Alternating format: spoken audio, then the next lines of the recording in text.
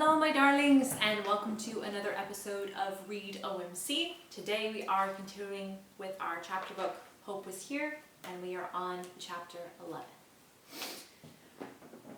Every day, teenagers were coming in to volunteer for GT's campaign, and we knew what to do with them. Tell 10 friends why you support GT Stoop and ask them to join you.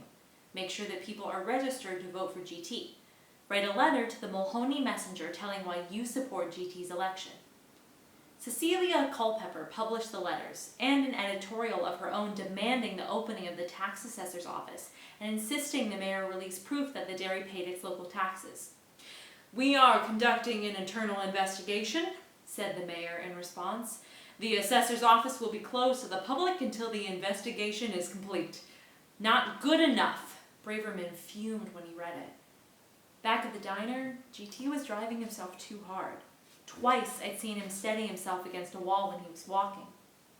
Once I saw the color drain from his face when he was cornered by an irritated representative from Friends of Wildlife, who said she could personally assure him of 24 votes, but he was going to have to play ball with the animals. Sid Vol yawned, still in his decaffeinated state, and studied GT's pale face. "We need to get you in front of people looking strong. Give a thumbs up sign whenever you can. Voters love that." GT shook his head. "Let's show the people what they're really getting, Sid." You could feel the campaign heat build. Addie said it was like turning up the flame in quick-frying zucchini that could go from perfection to mush in a matter of seconds. People were coming into the diner every day just to see what she had on the menu. A man laughed with pure joy yesterday after he'd finished his second bowl of split pea soup, brimming with fat ham chunks and garlic butter croutons. That man was dining alone. But I saw a marriage proposal take place at table 9. The first thing that happy woman said was, "Harold, it's taken you 7 years to ask me, why now?" Harold looked at his half-eaten plate of brisket piled with caramelized onions and said he wasn't quite sure. Something had come over him. Addie had a mandate now. She raised a whisk and pointed it at Braverman. "Now, I believe that the way to anyone's heart is through their stomach, and my boy, I'm here to tell you we are in the heart business. We're going to reach deep past the menu and into the emotional power of food because a person comes back to a restaurant again and again for one reason only, to feed their soul." She chopped an onion fast, weeping as the aroma hit her eyes. Braverman said, "If you light a candle near the chopped onion, it takes away the eye sting. That's what I do." Addie wiped her face and said that weeping just added more passion to the menu. But she and GT were having trouble getting used to each other's ways. Flo said it was like watching two dogs mark off their boundary lines in a field. The worst face-off was when Addie was trying out a new recipe called Big Hearted Stew, which had veal and sausage in a tomato garlic sauce with peas and sautéed onions. She thought she'd used too many onions. GT had a bowl of it and said it was perfect, just perfect. Addie said that she was just beginning to reach perfection in his kitchen, and she assured him there was a whole lot more to look forward to. "This is the best cooking this town has seen. And Lord, people are happy when they leave. You're too hard on yourself, Addie." "I'm hard on myself because that's the only way food is elevated." "Maybe you'd have more fun if you backed off a bit." I tried to signal GT that this was the wrong thing to say. Addie's definition of having fun is worrying herself silly over a recipe. She'd reached her fun apex with this veal stew.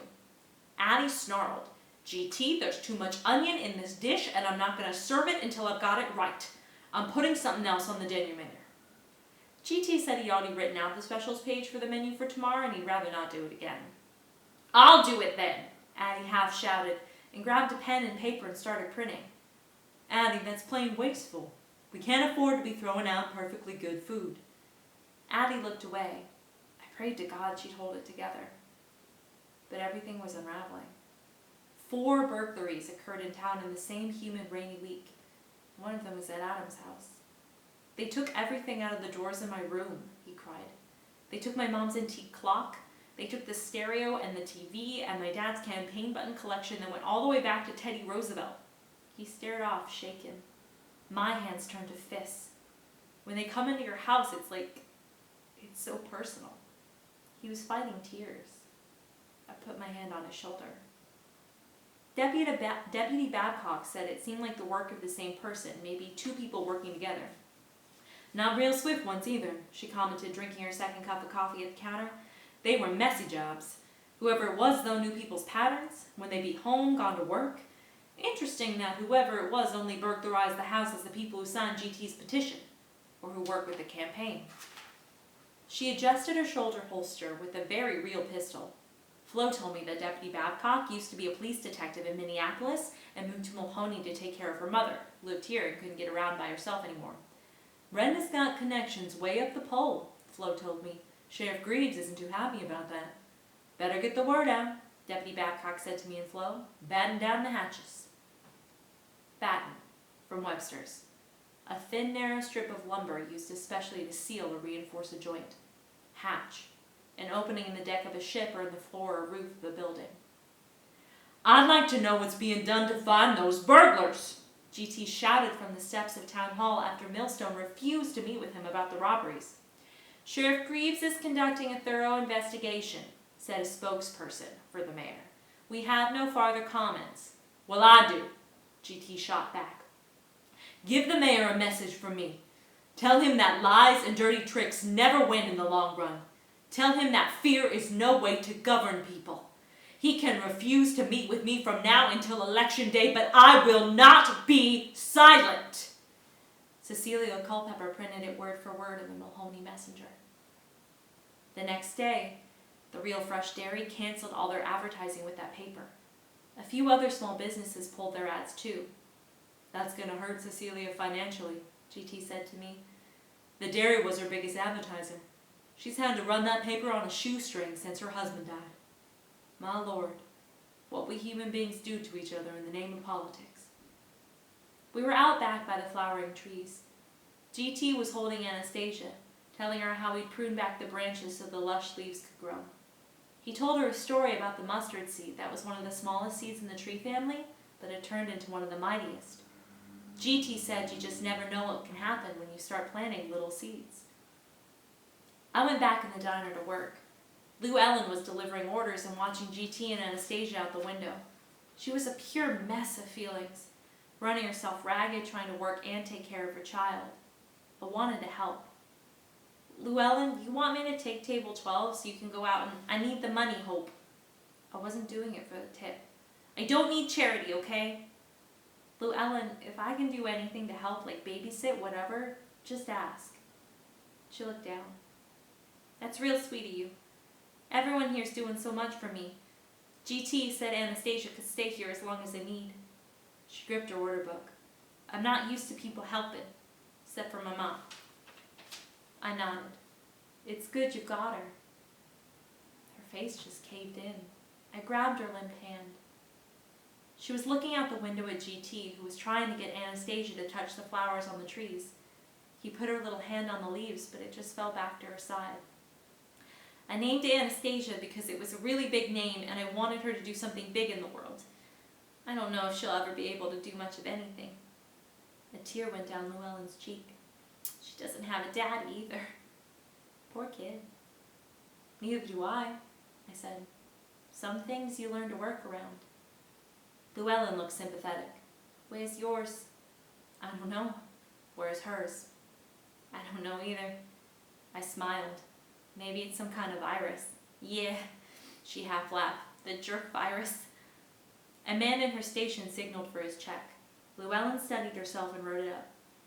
I think you're real brave, I told her, and for a minute her whole face lit up. She was real pretty when the light went on inside. It is with great joy and honor that I announce my support for Eli Millstone, the only man for Mulhoney. Cranston Broom, president of the Real Fresh Dairy, shouted this into a microphone at his factory as a sea of dairy workers applauded and cheered, and several dairy workers draped a Millstone banner across the entrance to the building.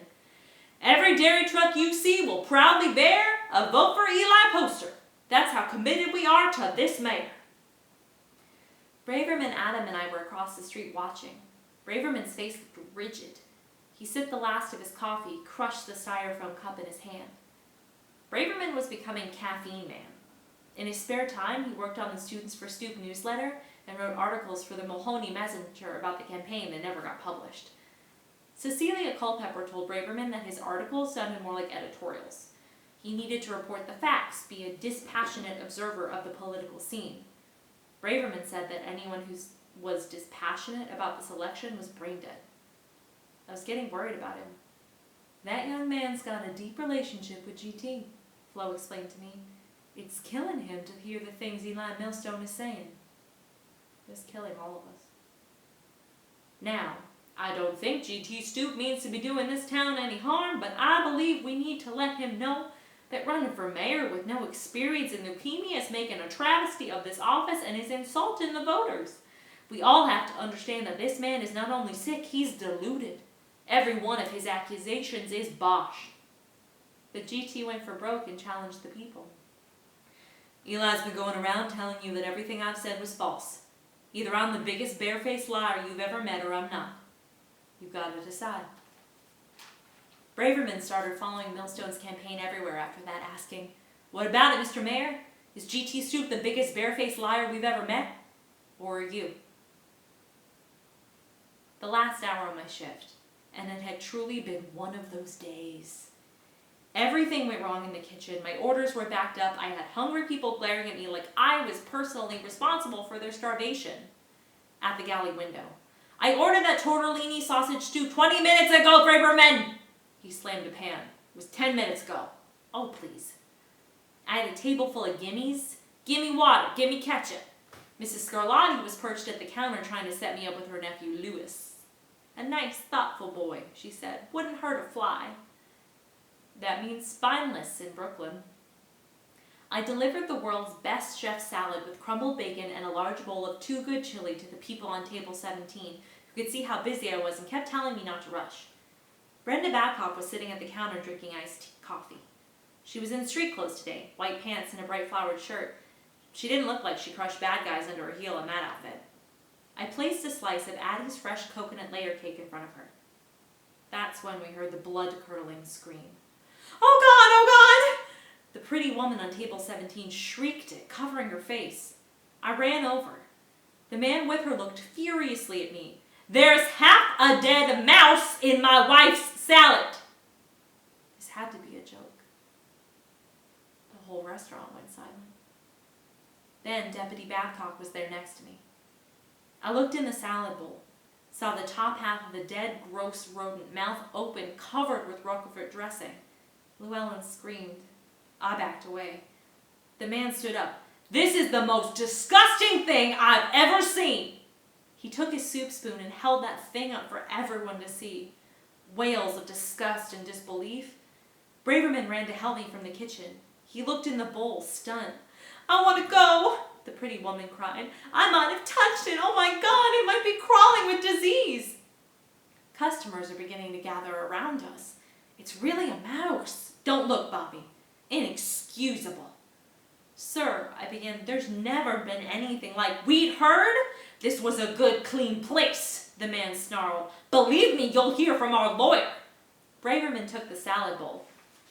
I don't know how. The man took it back. "I need that as evidence." Brenda Babcock whipped out her deputy's license. "I'll be taking it as evidence. We'll keep it real safe for you and your attorney." She wrote something out on her official deputy pad. "If you'll just sign here." Suddenly, the sweet couple got nervous. What do you want us to sign?" "This just says you found the mouse in your salad." The woman backed off. I don't know if we should sign anything." "Have you ever seen that mouse before?" Brenda Babcock asked, "prior to it being in your salad?" The woman looked down.